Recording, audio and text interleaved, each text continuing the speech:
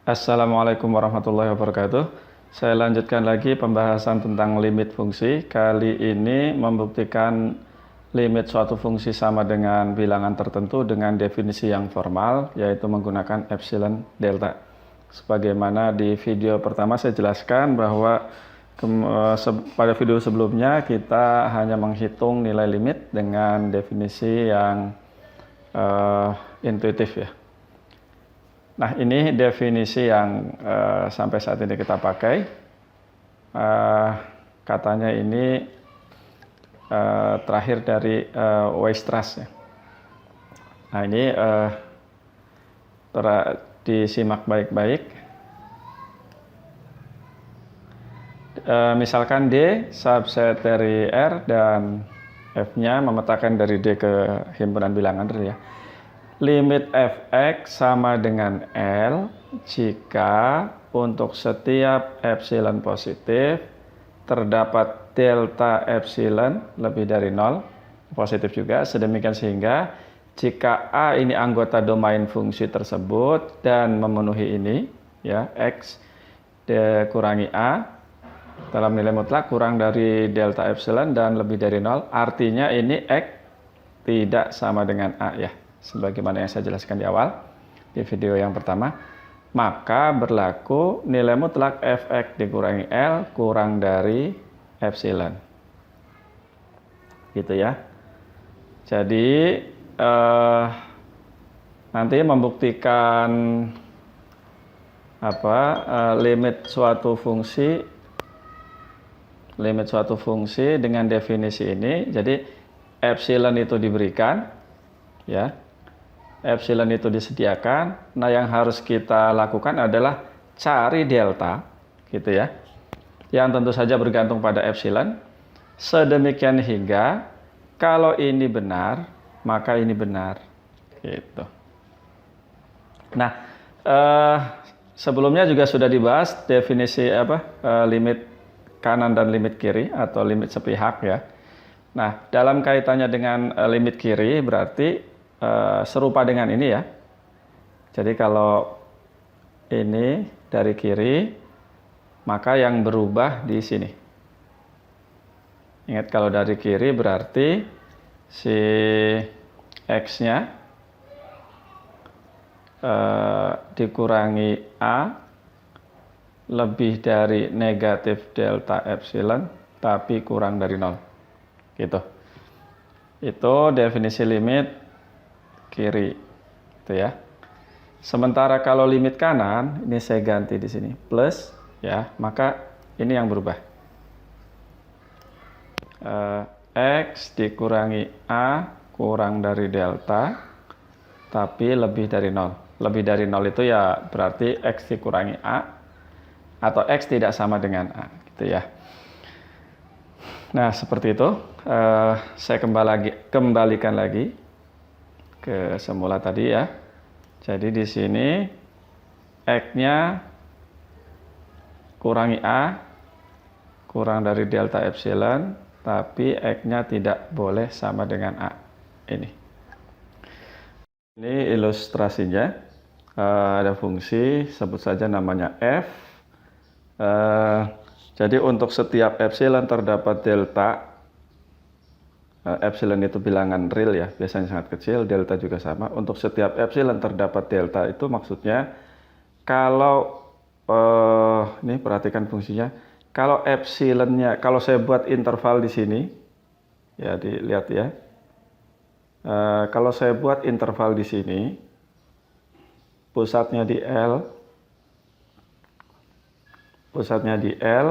kemudian panjangnya itu epsilon, berarti ini adalah L plus epsilon, titik ini. Yang paling bawah, tanda panah di bawah ini, L dikurangi epsilon.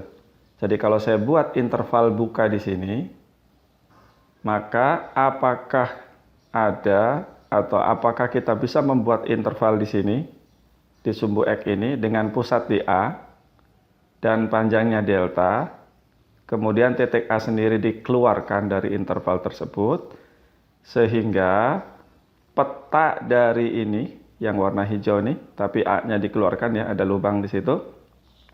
Semuanya masuk ke interval yang ini. Ya. Ini kalau epsilonnya 0,56 sebegitu, ini pakai GeoGebra. Kalau lebih kecil, ada nggak delta yang sehingga peta di sini semuanya masuk ke sana? Nah, kita coba aja kalau epsilonnya lebih kecil. Nah, gitu ya. Tentu delta yang tadi tidak memenuhi itu. Tapi kan kita bisa geser. Kita perkecil aja deltanya lagi. Nah, kira-kira segitu. Jadi kalau untuk kasus ini kalau epsilonnya 0,25, pilih aja deltanya 0,07 gitu. Kalau kurang dari 0,07 boleh tidak? Kalau 0,07 saja bisa, apalagi yang lebih kecil dari itu. Nah, misalnya segitu ya. Seperti itu. Nah, kalau epsilonnya lebih kecil lagi, nah tentu tantangannya epsilon yang semakin kecil gitu ya. Kalau epsilonnya besar sih, kemungkinan besar kita bisa dapatkan deltanya. Kalau epsilonnya lebih kecil lagi, gitu. Nah, itu kan di luar tuh. Ini ya, peta dari interval yang ada di sini keluar dari interval yang ada di sini, yang pusatnya di L itu. Nah, deltanya kita geser lebih kecil lagi. Tapi tidak boleh 0 ya. Kita geser lebih kecil lagi, seperti itu. Nah, dan itu seterusnya. Ini kalau di zoom in, akan terlihat bahwa semua peta yang ada di sini ya, semua anggota interval ini, A-nya dikeluarkan, petanya oleh F akan berada di dalam interval ini, gitu ya. Nah, saya perbesar lagi supaya terlihat. Nah, kira-kira begitu ilustrasinya, gitu ya. Misalnya ini, buktikan limit 2x plus 1 untuk x menuju A sama dengan 2A plus 1. Nah, yang langkah pertama kita lakukan analisis pendahuluan ya. Analisis pendahuluan dulu. Ini tujuannya untuk mencari delta yang tadi diperlukan, yang harus kita cari tadi. Ini adalah fx-nya, ini adalah L-nya. Jadi kita lakukan analisis pendahuluan, 2x ditambah 1 tadi fx dikurangi L, L-nya adalah 2A plus 1, gitu ya, dalam nilai mutlak. 2X dikurangi 2A, 1 dikurangi 1 kan 0, berarti ini tinggal 2X kurangi A. Gitu ya, ingat ini berarti X kurangi A kurang dari delta ya. Nah, itu nanti. Nah, ada nih. Jadi kita harus menyatakan ini dalam suatu bilangan atau suatu bilangan pada akhirnya dikali dengan ini, gitu ya. Nah, berdasarkan sifat nilai mutlak ini kita peroleh, gitu ya. Tapi ini sebagaimana dalam definisi kurang dari delta, maka ini kurang dari 2 delta. Tetapi kita inginnya ini semua kurang dari epsilon, tapi ini terbatas oleh 2 delta. Gitu ya, sudah deltanya aja kita buat kurang dari epsilon, atau karena di sini sudah kurang dari, boleh sih sama dengan juga. Nah, dari situ kita peroleh bahwa deltanya adalah epsilon per 2. Nah, seperti itu. Nah, oleh karena tinggal kita tulis buktinya. Ini sebetulnya pekerjaan di belakang ya harusnya, atau istilahnya dapurnya gitu ya. Pekerjaan kotretan lah, kotretan. Nah, cara menulis buktinya seperti ini. Ambil epsilon positif, gitu ya. Kemudian pilih deltanya sama dengan boleh, atau kurang dari juga boleh. Ya. Oke lah, saya tulis sama dengan aja. Epsilon per 2. Sehingga jika tadi sesuai definisi X anggota D domain fungsinya ya, tapi biasanya ini suka tidak ditulis, dan X dikurangi A kurang dari delta tapi lebih dari 0, maka berlaku, nah ini aja ditulis ulang, 2X plus 1 dikurangi 2A plus 1 tadi sama dengan 2 kali ini ya, Dan tadi X kurangi A-nya kurang dari delta, berarti ini kurang dari delta. Dan karena deltanya sama dengan epsilon per 2, maka ini sama dengan epsilon. Jadi ini kurang dari epsilon, jadi sifat transitif ya. Nah, kita tutup dengan menulis, ini membuktikan, ini titik tadi ya, ini membuktikan bahwa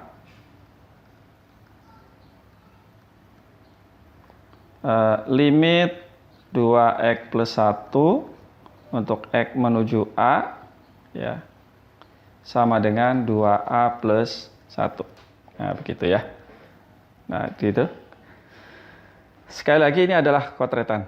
Yang ini adalah kotretan. Boleh ditulis, boleh juga disembunyikan. Nah, kita lanjut ke contoh yang tadi saya hapus. Kalau itu untuk A sembarang ya, jadi itu yang fungsi yang linear. Tadi buktikan limit x kuadrat sama dengan, ini untuk x menuju A sama dengan A kuadrat. Kembali lagi kita lakukan analisis pendahuluan. Jadi analisis pendahuluannya adalah, nah kita menginginkan ini ya fx dikurangi L, nanti belakangnya kurang dari epsilon. Tapi kita cari dulu ini tuh akan terbatas oleh apa gitu ya. Ini sama dengan kita harus memunculkan X dikurangi A dari sini. Ya tentu kita paham ini. Tinggal difaktorkan aja. Gitu ya. Kemudian berdasarkan sifat, atau ini saya tulis dulu. Sifat nilai mutlak, ini kan begini. Nah, oke. X plus A ini bisa membesar tanpa batas gitu. Oleh karena itu kita batasi saja si deltanya itu. Nah, kita buat aja, kita batasi gitu ya. Deltanya itu kurang dari 1 aja. Dengan kata lain, X dikurangi A-nya kurang dari 1. Kenapa kurang dari 1? Ya sebetulnya kurang dari 2, kurang dari setengah. Boleh juga, tapi kita cari bilangan yang sederhana saja, yaitu 1 ya. Nah, kalau kita batasi deltanya kurang dari 1, atau ini ya, nilai mutlak X min A-nya itu kurang dari 1, ini paling besar nilainya berapa? Gitu. Nilai maksimalnya berapa? Nah, kita uraikan, gitu ya. Perhatikan, X ditambah A, kita mau cari batas atasnya, sama dengan X kurangi A, gitu ya, ditambah A. Betul ya? Oh, sorry, salah. Harusnya 2A ya. X tambah A itu sama dengan X kurangi A ditambah 2A. Kita gunakan ketaksamaan segitiga. Ditambah 2 kali A, gitu ya. Dan ini sama dengan, di bawahnya aja, 2 kali nilai mutlak A. Gitu ya. Ingat A-nya belum tentu positif ya, makanya tetap dalam nilai mutlak. Ya bagi yang lupa ketaksamaan segitiga, ini bunyinya untuk setiap bilangan real, gitu ya. Nah, X dikurangi A-nya dibatasi tadi kurang dari 1. Maka ini akan kurang dari 1 ditambah 2 kali nilai mutlak A. Oke, gitu ya. Jadi kalau begitu, kembali lagi ke sini tadi, X kuadrat kurangi A kuadrat, yang tadi sama dengan X ditambah A, dikali X kurangi A, masing-masing dalam nilai mutlak. Ini, kalau dibatasi deltanya kurang dari 1, nilainya tidak lebih dari ini, gitu ya. Ingat A-nya itu fix ya. Kalau X itu kan berubah-berubah ya, variabel bisa berapa saja. Tapi ini A-nya itu sudah fix, bilangnya fix. Maka ini akan kurang dari ini sendiri 1 plus 2 kali nilai mutlak A. Nah ini sendiri kurang dari delta, gitu ya. Nah tapi maunya kan ini kurang dari epsilon. Ya udah, ini buat aja kurang dari epsilon. Jadi dari situ saya peroleh deltanya. Sekali lagi boleh sama dengan, boleh kurang dari ya. Nah ini jadi kalau mau sama dengan di sininya sama dengan juga. Nah karena saya buat di situ kurang dari, ya udah saya buat kurang dari epsilon per 1 plus 2 kali nilai mutlak A. Gitu. Nah ini delta yang harus kita pilih. Nah di sini selalu ada epsilon, makanya di definisi itu ditulis ada indeks gitu, yang berarti bergantung pada epsilon. Oke ya. Nah tetapi ingat bahwa ini terjadi gitu ya. Ini kurang dari epsilon itu terjadi kalau deltanya itu dan ada dua kondisi maksudnya yang memungkinkan ini terjadi, yaitu deltanya kita batasi kurang dari 1 ya, atau deltanya yang ini. Tadi sudah saya jelaskan kalau suatu delta tertentu itu memenuhi, maka yang kurang dari itu pasti memenuhi juga gitu. Apalagi yang kurang dari itu gitu. Oleh karena itu nanti memilih deltanya adalah cari aja yang terkecil di antara ini ya dan ini.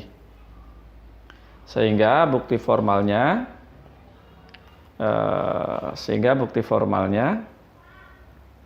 tadi soalnya buktikan limit x kuadrat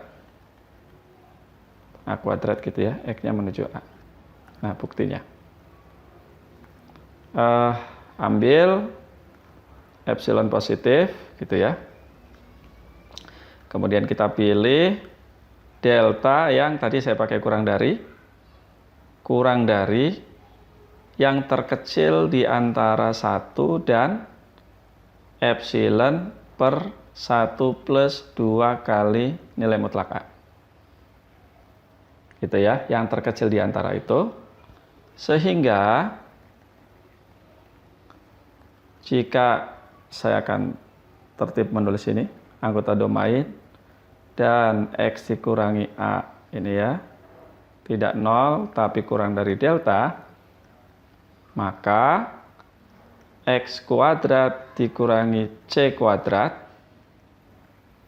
yang tadi sama dengan, kok C sih? A. Ya di buku-buku C ya, saya A saja, mungkin karena nama saya Anwar.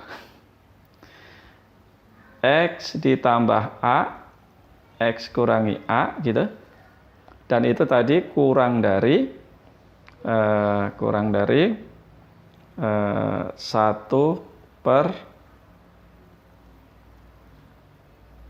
itu delta, dan karena deltanya yang terkecil di antara itu ya, maka ini kurang dari epsilon gitu. Ini membuktikan bahwa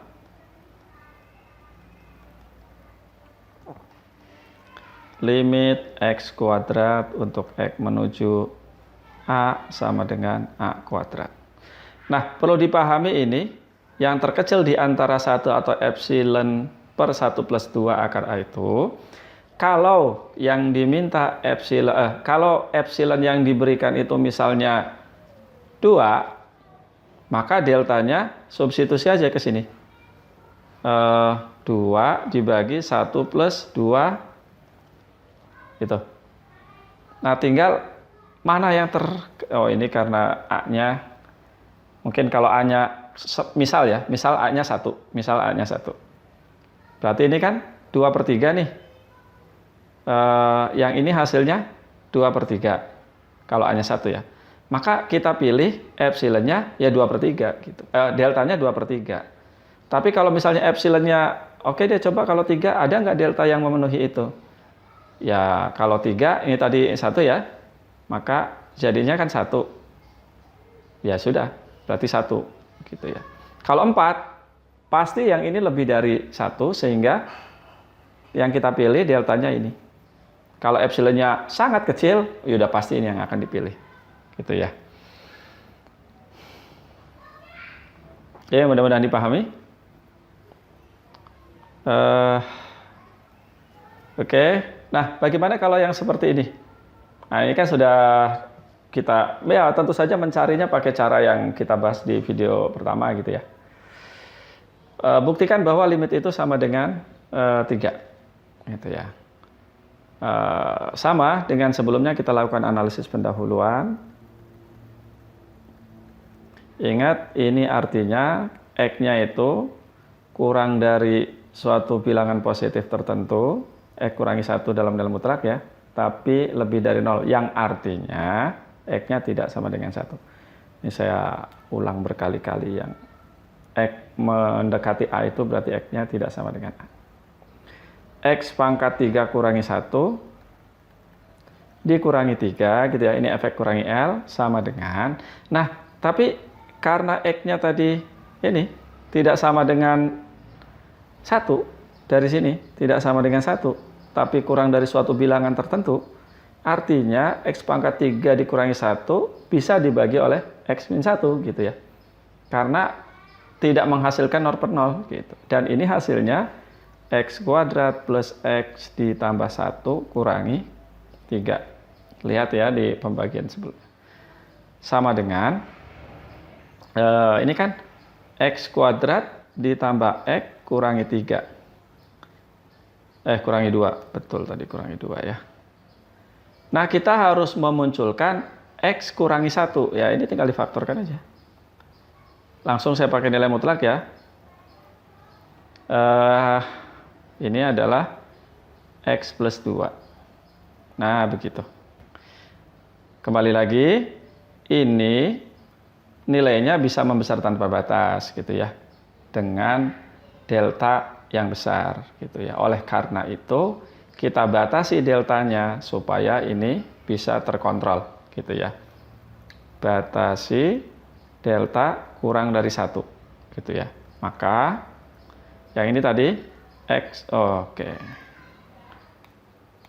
Maka X ditambah 2 kita buat begini. Itu bisa diperoleh dari X kurangi 1 ditambah 3 kan ya. Kembali gunakan ketaksamaan segitiga. Tambah nilai mutlak 3. Ya, nilai mutlak 3 itu 3. Dan ini sama dengan, karena X min 1-nya kurang dari 1, karena dibatasi ini ya, maka ini akan kurang dari 4. Betul ya? Kurang dari 4. Jadi kalau begitu, yang ini tadi, X pangkat 3 kurangi 1 dibagi X kurangi 1 kurangi 3, gitu. Sama dengan ini tadi, X plus 2 dikali X min 1, semuanya dalam nilai mutlak. Ini kurang dari 4, yang ini kurang dari delta. Tapi maunya ini kurang dari epsilon. Gitu ya. Maka dari situ kita bisa peroleh nilai delta atau delta yang kita inginkan. Gitu ya. Nah, tentu saja nanti delta yang dipilih, karena saya pakai sama dengan sini, ya yang terkecil di antara, tadi kan pembatasannya 1 dan epsilon per 4. Gitu ya. Nah, silakan ditulis buktinya. Ya, ikuti aja seperti itu. Oke, kita lanjutkan. Nah, bagaimana kalau seperti ini? Nah, kita lakukan lagi analisis pendahuluan. Ini analisis pendahuluan ya, AP kurangi 3. Tetap kita harus memunculkan X dikurangi 1/3 ya. Karena itu kan kurang dari delta, sehingga ini dinyatakan dalam kurang dari sesuatu kali delta gitu. Nah, ini sama dengan ini X ya. 1 dikurangi 3X dalam nilai mutlak. Dan ini bisa saya tulis sebagai 3 X kurangi 1/3 gitu dibagi X. Oke, coba dicek dulu betul nggak? Ini ya, 3X Ingat, A itu sama dengan negatif A kalau di nilai mutlak, maka ini saya balik aja. Mau ditulis sepertiga dikurangi X juga sama aja sih. Gitu ya. Oke, setelah itu nah di sini deltanya sebentar. Ini sama dengan 3 kali berdasarkan nilai sifat nilai mutlak ya, dibagi gitu. Nah, sekali lagi ini dibagi X, itu nilainya bisa membesar tanpa batas tuh. Kalau pembaginya itu, ingat kalau pembaginya mendekati 0, itu akan membesar tanpa batas. Sementara fungsi 1 per X, X-nya menuju sepertiga, itu nilainya dekat ke 0. Kalau sebelumnya kita menggunakan deltanya kurang dari 1, kita batasi seperti itu, maka yang ini sepertinya tidak bisa gitu. Nah, kalau dibuat grafiknya kan begini, gitu ya. Ini 1, ini 1. Kan itu grafik, kebetulan ini lebih dari 0, berarti yang di kuadran 1 saja. Di kuadran yang X-nya negatif kan di kuadran 3 ya. Seperti itu. Nah, sepertiganya tuh ada di sini. Ini sepertiga kira-kira lah ya. Kalau deltanya itu pembatasannya 1, maka ini akan ada di sini nih, 1/3 gitu nanti selangnya. Yang satu lagi di sini, negatif 2/3. Nah, nanti memuat 0. Pada saat mendekati 0, ini tidak terkontrol nih. Atau pada saat X-nya sama dengan 0, ini tidak terdefinisi. Oleh karena itu, kita tidak melakukan pembatasan yang kurang dari 1, tapi harus lebih kecil dari itu. Ya, yang lebih kecil dari 1. Apa yang tepat? Ya, lihat saja di sini. Supaya tidak memuat ini, paling aman, ya pertengahan atau titik tengah dari 0 dan 1/3. Berarti 1/6 ya. Berarti segini aja gitu pembatasannya. Gitu ya. Jadi sekali lagi ini dilakukan tidak lagi bisa kurang dari 1, sebab kalau deltanya kurang dari 1, nanti intervalnya akan jadi begini ya. Ya, deltanya kalau kurang dari 1, pembatasannya akan jadi seperti ini, dan itu berarti memuat X sama dengan 0. Yang di sini nanti tidak akan terdefinisi. Sehingga dalam hal ini kita harus teliti, maka deltanya kita pilih aja dibatasi kurang dari 1/6 ya. Dari mana 1/6? Ya ini aja, 0 tambah 1/3 bagi 2 gitu. Ya. Supaya tidak memuat 0. Boleh nggak yang lebih besar dari itu? Ya boleh, asal tidak memuat 0. Gitu ya, asal tidak memuat 0. Sepertinya kalau deltanya dibatasi kurang dari 1/3 juga boleh. Oke, tapi saya akan membuat 1/6. Itu ya. Oke, dari penjelasan itu kita batasi deltanya yang kurang dari 1/6, gitu ya. Sehingga, nah kalau deltanya kurang dari 1/6, gitu ya, maka nilai mutlak X yang ini ya, ini akan jadi positif kan ya, karena lebih dari 0, sehingga nilai mutlaknya bisa kita buang. Kalau deltanya kurang dari 1/6, maka nilai maksimal X-nya itu berapa? Atau nilai minimal X-nya itu berapa, sehingga kita bisa membatasi nilai ini. Gitu ya. Nah, kembali ke situ. Kalau deltanya kurang dari 1/6, berarti X dikurangi 1/3 itu kurang dari 1/6. Nah, lebih dari negatif 1/6 ya. Dari sini kita peroleh X lebih dari setengah ya, 1/6 ditambah 1/3, sebelah sini akan diperoleh lebih dari 1/6 gitu ya. Kedua ruas tambahkan dengan 1/3 gitu ya. 1/3 dikurangi 1/6 kan sama dengan 1/6 kan. Nah, yang kita perlukan tentu saja ini. Atau kalau ini ingat X-nya positif ya. X-nya positif ya. Sehingga kalau saya balik akan menjadi lebih dari 2 kurang dari 6. Gitu. Oke, ini yang kita perlukan. Ingat 1/x-nya lebih dari 0. Jadi kalau begitu, berdasarkan uraian itu ya, maka 1 per nilai mutlak X tadi, atau karena X-nya sudah tahu positif, akan kurang dari 6. Akibatnya, oke ini saya hapus.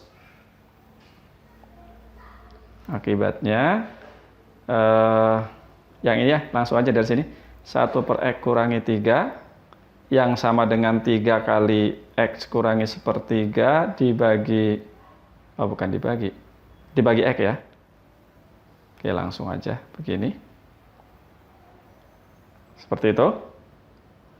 Akan kurang dari, ingat 1/x-nya kurang dari 6. Nah, berarti 3 kali 6, 18. Gitu. Dan ini kurang dari delta. Gitu ya.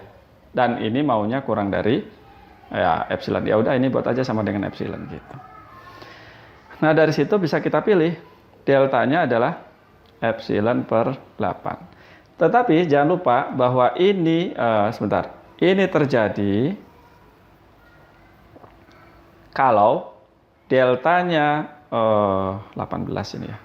Kalau deltanya segini atau segini. Gitu ya. Segini, jadi ini tuh bisa terjadi karena 2 hal, yaitu deltanya dibatasi segini, gitu ya, dan ini. Maka kembali lagi, deltanya ya kalau begitu yang terkecil di antara ini dan ini, gitu ya. Silakan ditulis buktinya. Jadi kalau begitu tinggal ini aja, ambil epsilon lebih dari 0 gitu ya. Kalau ambil itu berarti sembarang ambilnya. Pilih deltanya yang begini.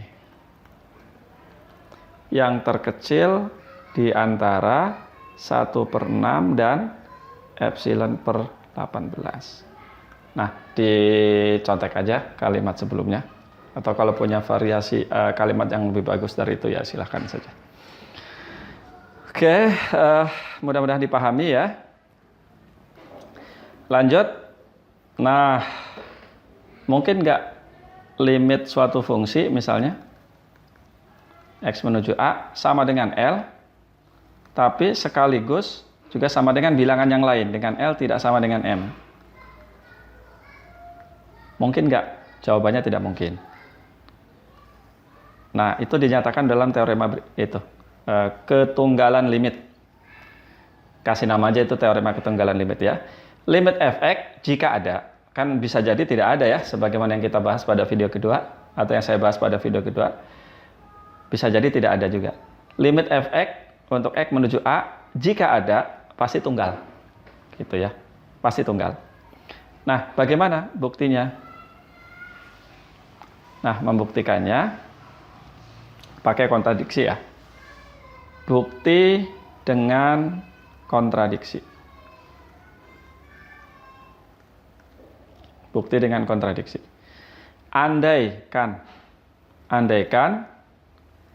limit fx untuk x menuju A sama dengan L, dan limit fx x-nya menuju A sama dengan M, tentu saja dengan L tidak sama dengan M. Kalau L tidak sama dengan M, maka selisihnya tidak 0 gitu ya. Nah, sekarang berdasarkan definisi limit, kalau ini terjadi, berarti untuk epsilon berapapun, kita bisa pilih delta, sehingga fx dikurangi L kurang dari epsilon tadi. Gitu ya. Nah, untuk keperluan tersebut, nah tentu setelah ngotret ya, berapa epsilon yang kita pilih, sehingga nanti akan menghasilkan kontradiksi, gitu ya. Nah, untuk keperluan itu kita pilih saja epsilonnya itu setengah dari L kurangi M. Selisih dari L kurangi M. Selisih dari L dan M gitu ya. Maka menurut definisi limit fungsi tadi, maka terdapat delta 1 gitu ya, lebih dari 0 dan delta 2 lebih dari 0, sedemikian sehingga Fx dikurangi L, sedemikian sehingga, atau satu persatu aja deh, terdapat delta 1 lebih dari 0, sedemikian sehingga jika X dikurangi A kurang dari delta 1 tapi lebih dari 0, maka Fx dikurangi L kurang dari ini ya, saya tulis saja epsilon 0. Kemudian kalimatnya boleh nggak pakai dan ya, atau kata hubungnya, dan gitu, terdapat dengan epsilon yang sama ini delta 2 yang lebih dari 0, sedemikian sehingga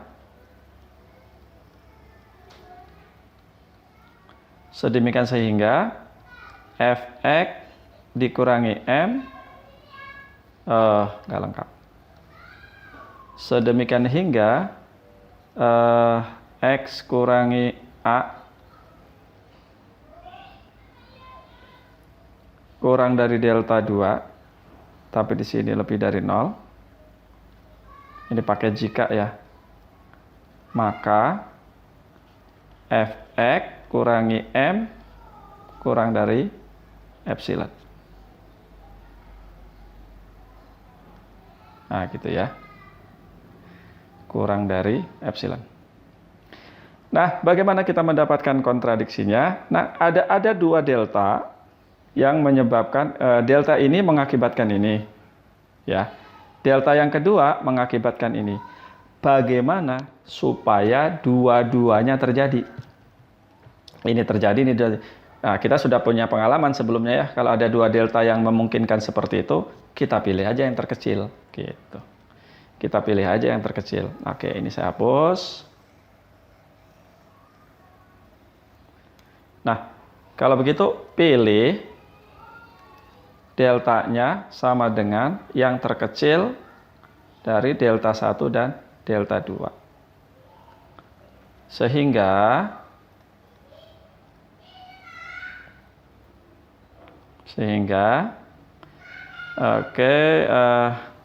L dikurangi M. Ingat, ini tidak ujug-ujug dapat ya, tapi ya hasil ngotret lah. Sehingga L dikurangi M, ini bisa saya tulis sebagai Fx dikurangi M ditambah L kurangi Fx. Itu ya. Di dalam kurung,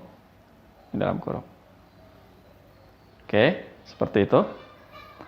Dan sekali lagi, kalau delta segini bisa terjadi ini, apalagi yang lebih kecil. Makanya ini dipilih yang terkecil di antara dua delta itu. Nah, oleh karena itu dua-duanya pasti terjadi tuh kalau diambil yang terkecil. Apa akibatnya? Nah, itu lanjutkan. Ini lanjutin ya. Fx dikurangi M-nya kurang dari